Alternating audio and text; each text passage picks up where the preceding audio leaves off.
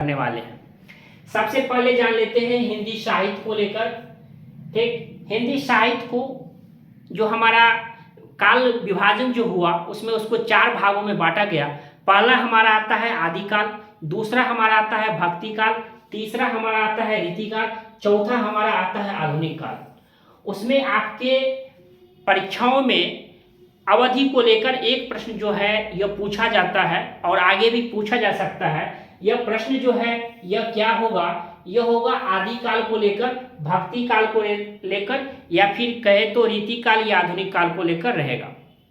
उसमें रहता क्या है कि आदिकाल का जो समय अवधि है, आदिकाल का जो समय अवधि है वो 1050 से लेकर 1375 जो है और यह ईस्वी में है। यह क्या है, यह आदिकाल का समय अवधि है। यानी आदिकाल का अगर समय अवधि अगर कोई भी पूछे, परीक्षाओं में पूछे या कोई भी पूछे, तो आपको लगाना है कि 1050 से लेकर क्या 1050 से 1375। अब भक्ति काल की मैं बात करता हूं तो आपको 1375 से लेकर 1700 तक, कितना 1375 से लेकर 1700 तक हमारा ये भक्ति काल का समय अवधि हुआ।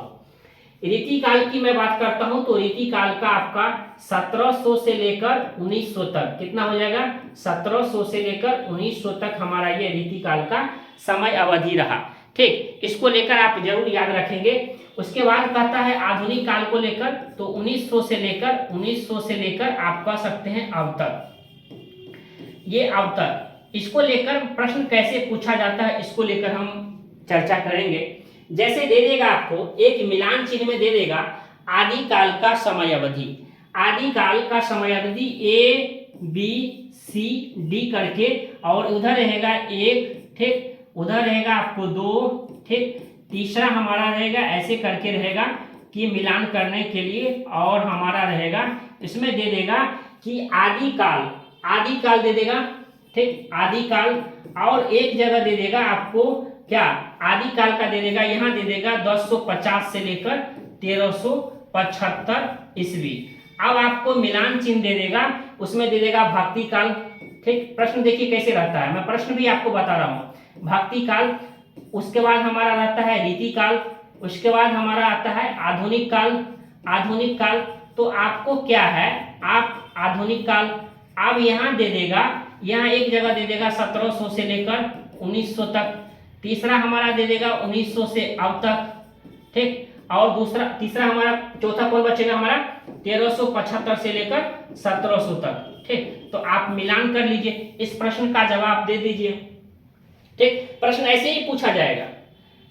देखिए आदिकाल का समय अवधि 1050 से 1375, तो आपने क्या पढ़ा कि आदिकाल का सर जो अवधि होता है ये 1050 से लेकर 1375 होता है।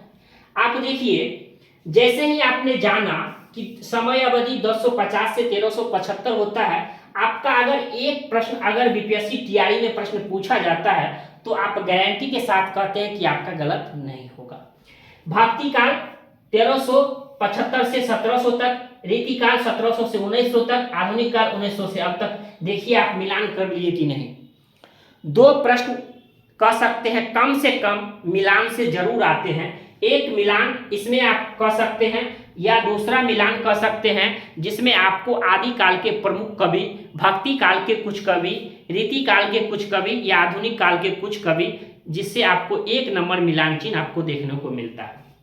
तो आदिकाल में पहला जो हमारा बेसिक है, आपने पढ़ा कि आदिकाल का समय अवधि 1050 से 1375, भक्ति काल 1375 से। आप जहां भी बैठे हुए हैं इस वीडियो को देख रहे हैं तो आप मन में उच्चारण कीजिए, क्योंकि आप ऐसे याद हो जाएगा।